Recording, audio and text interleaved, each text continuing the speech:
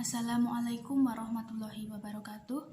Yang terhormat Ibu Fantika Febri Puspitasari MPD selaku dosen pengampu mata kuliah pengelolaan pendidikan, dan yang saya hormati teman-teman kelas PAII ICP English tahun ajaran 2021-2022. Perkenalkan, saya Awalina Mukaromah dengan NIM 2101011100068.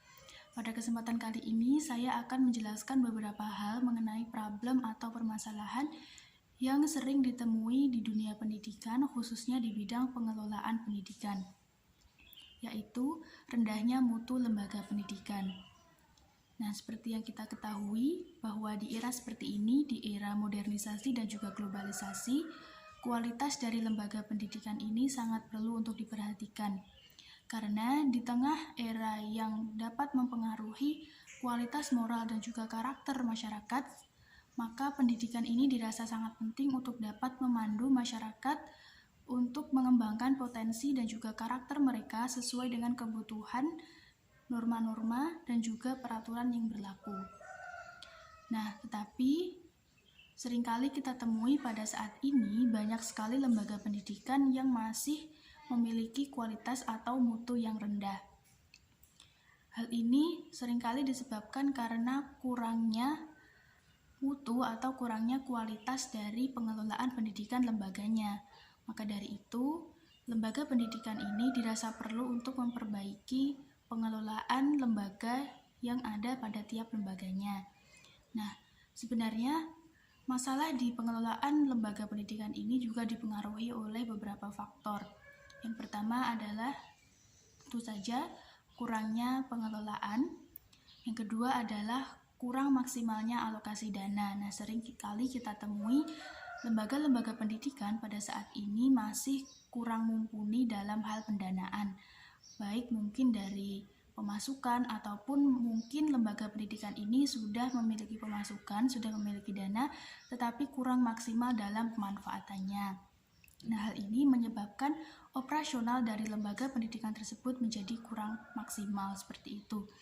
Yang kedua adalah kurang memadainya sarana dan prasarana. Nah, sarana dan prasarana ini kan merupakan salah satu hal sentral dalam suatu lembaga pendidikan, karena dengan kualitas lembaga pendidikan ini juga akan mempengaruhi secara langsung kepada mutu dari suatu lembaga pendidikan. Apabila sarana dan prasarana atau fasilitas dalam suatu lembaga pendidikan ini buruk, maka secara otomatis dapat diketahui bahwa lembaga pendidikan tersebut memiliki mutu yang kurang baik, seperti itu. Nah, masalah yang kedua atau faktor selanjutnya yang mempengaruhi dari rendahnya mutu lembaga pendidikan adalah kurangnya pengembangan kurikulum. Seperti yang kita ketahui bahwa di era seperti ini, kurikulum yang inovatif, yang sangat membantu peserta didik dalam mengembangkan potensinya ini sangat dibutuhkan. Tetapi realitanya pada saat ini banyak lembaga pendidikan yang masih menerapkan kurikulum dengan gaya lama atau dengan gaya yang tradisional, sehingga menyebabkan peserta didik ini menjadi jenuh begitu, mengalami kejenuhan dalam mengikuti proses pendidikan, sehingga menyebabkan penyerapan atau penerimaan materi pendidikan ini menjadi tidak maksimal. Apabila penyerapan dan juga penerimaan materi ini tidak maksimal, maka hal tersebut akan menyebabkan kualitas dari peserta didik sendiri akan menjadi tidak terlalu baik, seperti itu. Maka dari itu, kurikulum yang inovatif dan juga mampu menjawab tantangan zaman ini sangat diperlukan. Selanjutnya, masalah yang dapat mempengaruhi dari rendahnya mutu lembaga pendidikan adalah kurang kompetennya tenaga didik. Nah, hal ini banyak kita temui, sangat sering kita temui di Indonesia, yaitu tenaga pendidik yang tidak kompeten dalam bidang pengajarannya. Seperti kita temui bahwa seorang tenaga didik yang sebenarnya memiliki kompetensi di bidang bahasa tetapi harus mengajar di bidang seni. Nah, hal ini kan menjadi tidak sinkron begitu, menjadi tidak sejalan. Maka dari itu penguasaan mereka terhadap materi pendidikan yang akan mereka sampaikan kepada peserta didik ini menjadi tidak maksimal, seperti itu. Karena apa yang mereka sampaikan tersebut tidak sesuai dengan kompetensi mereka. Nah, apabila tenaga pendidiknya saja atau gurunya saja tidak menguasai kompetensinya, tidak menguasai materinya, bagaimana dengan peserta didik? Hal tersebut akan langsung berimbas kepada peserta didik. Maka dari itu diperlukan kompetensi yang memadai daripada guru ataupun tenaga pendidik. Juga seringkali kita temui tenaga pendidik yang masih menggunakan gaya lama ataupun metode lama dalam pengajaran. Di tengah era modernisasi seperti ini, tenaga didik juga dituntut untuk dapat mengembangkan metode pendidikan mereka menjadi lebih inovatif, sehingga peserta didik dapat dengan mudah dan dapat dengan lebih cepat untuk menyerap dan juga menerima materi pendidikan yang mereka terima, seperti itu. Yang faktor yang selanjutnya atau masalah yang selanjutnya yang mempengaruhi rendahnya mutu dari lembaga pendidikan adalah kurang maksimalnya kualitas dari siswa. Nah, hal ini biasanya disebabkan karena lembaga pendidikan itu sendiri yang tidak melakukan pembinaan ataupun bimbingan yang maksimal kepada para siswa. Jadi siswa ini yang sebenarnya memiliki potensi ataupun memiliki bakat yang besar, tetapi oleh lembaga pendidikan ini tidak dikembangkan, tidak mereka bimbing, sehingga potensi dan juga bakat yang dimiliki oleh siswa ini menjadi terbuang begitu saja. Nah, apabila produk dari suatu lembaga pendidikan sendiri, yaitu peserta didik itu sendiri, tidak memiliki kualitas yang baik, maka hal tersebut akan mengakibatkan kualitas atau mutu dari lembaga pendidikan ini menjadi rendah karena tidak ada prestasi ataupun tidak ada pencapaian yang dihasilkan oleh warga dari lembaga pendidikan tersebut. Dalam hal ini adalah siswanya, seperti itu, karena ya mereka tidak menerima bimbingan, mereka tidak menerima pembinaan yang mumpuni dari pihak sekolah sendiri, dari pihak lembaga pendidikan sendiri, sehingga bakat dan potensi mereka yang sebenarnya besar, yang sebenarnya sangat berpotensi untuk melahirkan prestasi ini tidak dikembangkan, seperti itu. Nah, lantas solusi atau upaya seperti apa yang dapat diusahakan oleh lembaga pendidikan supaya lembaga pendidikan yang mereka kelola dapat mencapai mutu atau kualitas yang diinginkan, seperti itu. Nah, langkah pertama tentu saja adalah meningkatkan fungsi pengelolaan, mulai dari administrasi, dari perencanaan, dan juga pengorganisasian lembaga pendidikan itu sendiri. Nah, salah satu langkah yang bisa ditempuh adalah yang pertama, merencanakan program ataupun hal apa yang diinginkan untuk dilaksanakan dalam suatu lembaga pendidikan ini dengan matang.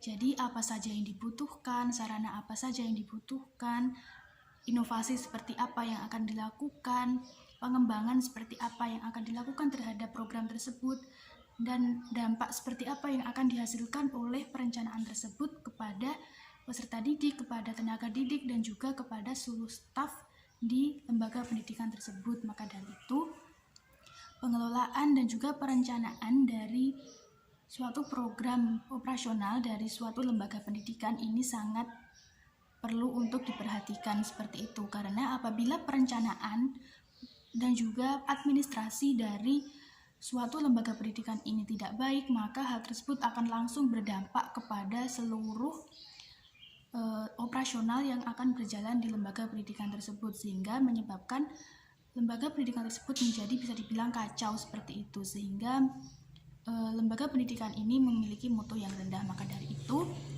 kualitas pengelolaan, administrasi, perencanaan, dan juga pengorganisasian dari suatu lembaga pendidikan ini sangat perlu untuk diperhatikan, sangat perlu untuk diperbaiki, seperti itu.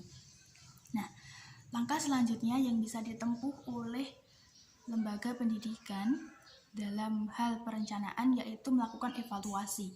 Jadi, evaluasi ini akan sangat berguna untuk mengetahui seberapa jauh dampak yang diberikan oleh rencana atau hal operasional yang mereka laksanakan, yang mereka jalankan. Apakah sudah banyak memberikan dampak baik? Apakah lembaga pendidikan tersebut sudah memiliki banyak perkembangan? Apakah mutu dari lembaga pendidikan tersebut sudah sedikit demi sedikit terangkat? Nah, hal itu akan diketahui pada saat melakukan evaluasi. Maka dari itu, evaluasi ini juga akan sangat perlu untuk dilaksanakan dalam suatu program pengelolaan pendidikan. apakah program yang akan mereka langsungkan ini perlu untuk tetap dilanjutkan atau bahkan dihentikan karena dampak ketiadaan manfaat yang dapat meningkatkan mutu dari lembaga pendidikan tersebut.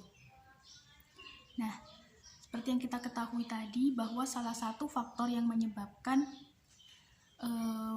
masalah di bidang rendahnya lembaga pendidikan ini adalah kurangnya alokasi dana atau kurangnya pendanaan dalam suatu lembaga pendidikan. Nah, untuk mengatasi hal ini, lembaga pendidikan ini perlu memperbaiki sistem alokasi dana mereka. Jadi, dari mana dana yang mereka dapatkan? Mungkin dari donatur ataupun dari pemerintah, mereka harus dapat mengelola dana tersebut dengan baik, ataupun dana yang berasal langsung dari siswa seperti uang seragam, uang pendaftaran, SPP, ataupun uang untuk buku dan hal-hal yang lainnya. Nah, lembaga pendidikan ini perlu sangat memperhatikan alokasi dana karena dana merupakan salah satu hal yang sentral dalam suatu pengelolaan lembaga pendidikan, karena dana inilah yang akan menghidupkan, seperti itu istilahnya, sendi-sendi dalam lembaga pendidikan. Karena apabila dananya tidak mencukupi atau dialokasikan dengan tidak sempurna, maka kegiatan operasional terutama di bidang sarana dan prasarana ini tidak akan dapat berjalan dengan lancar, seperti itu. Jadi lembaga pendidikan ini perlu sangat memperhatikan alokasi dana lembaganya. Misalnya seperti apabila dana yang mereka dapatkan ini dari siswa sendiri, dari mungkin biaya SPP ataupun biaya seragam, maka dana tersebut juga harus digunakan dengan semestinya untuk pengembangan sarana dan prasarana dan juga untuk uang seragam, begitu. Tidak kemudian digunakan untuk hal-hal yang lainnya yang kemudian menyebabkan kekacauan dalam operasional lembaga pendidikan karena kurangnya dana, seperti itu. Nah, faktor lainnya yang dapat menyebabkan rendahnya mutu dari lembaga pendidikan adalah rendahnya atau kurangnya kualitas sarana dan prasarana. Jadi sarana dan prasarana yang tidak memadai. Nah, seperti yang kita ketahui pada saat ini bahwa di era modern seperti ini, sarana dan prasarana yang lebih modern, yang lebih inovatif ini sangat dibutuhkan. Tetapi realitanya pada saat ini banyak lembaga pendidikan yang masih kurang begitu dalam hal sarana dan prasarana. Jadi, lembaga pendidikan ini perlu untuk memperbarui atau meningkatkan kualitas dari sarana dan prasarana mereka, khususnya yang dibutuhkan di era seperti ini, yaitu di bidang teknologi dan informasi seperti mungkin laptop, komputer, jaringan wifi, dan lainnya. Selain itu, lembaga pendidikan juga diwajibkan untuk mengembangkan prasarana mereka seperti bangunan sekolah, ruang kelas, ruang perpustakaan, laboratorium, dan hal-hal yang lainnya. Karena perpustakaan ataupun laboratorium ini akan menjadi wadah bagi siswa untuk mengembangkan potensi mereka. Apabila perpustakaan dan laboratorium yang mereka miliki ini kualitasnya buruk atau bahkan tidak memiliki fasilitas ini, maka justru hal tersebut akan langsung berdampak kepada kualitas peserta didik itu sendiri, seperti itu. Maka dari itu, sarana dan prasarana yang memadai akan sangat berguna bagi peningkatan mutu suatu lembaga pendidikan, seperti itu. Selanjutnya, hal yang sering ditemui dalam suatu lembaga pendidikan yang memiliki mutu yang bisa dibilang rendah adalah kualitas kurikulum atau kualitas pengembangan kurikulum yang tidak maksimal, yang tidak sesuai dengan perkembangan zaman seperti saat ini. Seperti yang kita ketahui, di zaman yang seperti ini, seperti yang sudah saya sebutkan tadi, pendidikan ini perlu meningkatkan inovasi dan juga memperbaharui sistem yang ada dalam suatu lembaga pendidikan yang mereka kelola, seperti itu. Jadi kurikulum ini perlu sangat diperhatikan, perlu sangat dilakukan inovasi dalam penyampaian dan juga metode pengajaran yang ada dalam kurikulum tersebut. Jadi kurikulum yang ada tersebut dapat menjadi satu wadah bagi peserta didik untuk mengembangkan potensi mereka. Sekali lagi, apabila kurikulum yang diberikan kepada peserta didik ini baik, memiliki inovasi yang tinggi yang dapat mengakomodir potensi dan juga bakat siswa, maka kualitas dari siswa sendiri akan menjadi lebih baik dan juga begitu pula dengan kualitas lembaga pendidikannya. Maka dari itu perlu diatur kembali seperti apa metode pengajaran yang akan dilakukan, seberapa banyak waktu yang dialokasikan untuk pengajaran dan juga pembelajaran. Karena apabila pengajaran yang dilakukan ini terlalu lama, maka hal tersebut akan mengakibatkan kejenuhan dan juga kebosanan kepada peserta didik, sehingga mereka tidak akan maksimal dalam penyerapan dan juga penerimaan materi pengajaran yang diberikan. Maka dari itu, kurikulum ini menjadi sangat penting untuk dilakukan inovasi dan juga pembaharuan, sehingga pengembangan yang dilakukan terhadap kurikulum tersebut dapat menjadi maksimal, sehingga lembaga pendidikan ini dapat meningkatkan kualitas dari siswa yang mereka miliki, seperti itu. Yang selanjutnya, permasalahan selanjutnya yang sering ditemui adalah kurang kompetennya tenaga didik, mulai dari tenaga didik yang tidak mengajar sesuai dengan kompetensinya, tenaga didik yang masih sering menggunakan cara lama dalam pengajarannya, ataupun banyak tenaga pendidik yang tidak mengerti siswa, seperti itu. Nah, maka dari itu, lembaga pendidikan ini perlu untuk meningkatkan kualitas dari tenaga pendidik, karena tenaga pendidik inilah yang terlibat langsung dalam proses pengajaran, dalam proses pembelajaran bersama dengan peserta didik. Maka dari itu, kualitas dari tenaga didik ini sangat perlu untuk diperhatikan.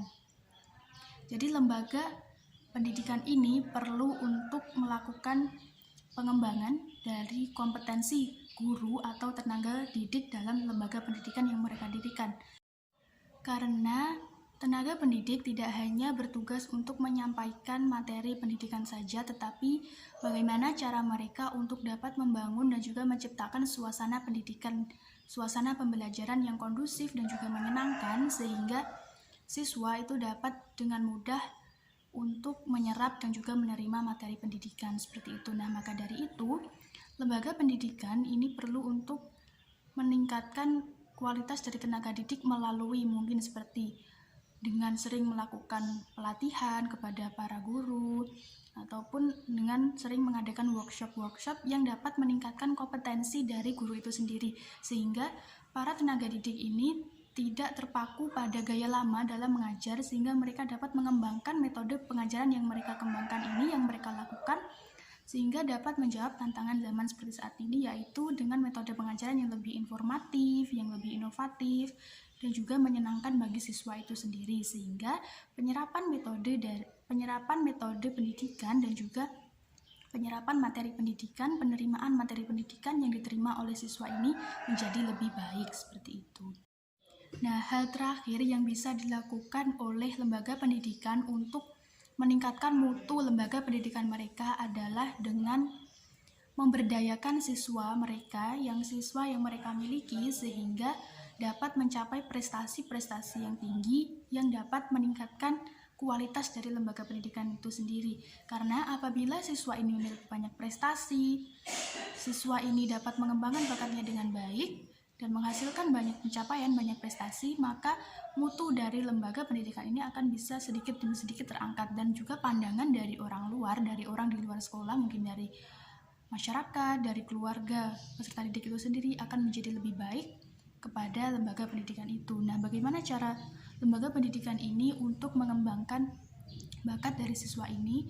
Yaitu pemerhatian dari kepada siswa ini sangat dibutuhkan, sehingga institusi pendidikan ataupun lembaga pendidikan ini dapat kemudian dengan mudah menjaring bakat-bakat yang dimiliki oleh siswa, baik akademik maupun non-akademik. Jadi, lembaga pendidikan ini perlu menyediakan wadah-wadah yang mumpuni, yang mampu untuk menampung bakat dari siswa ini.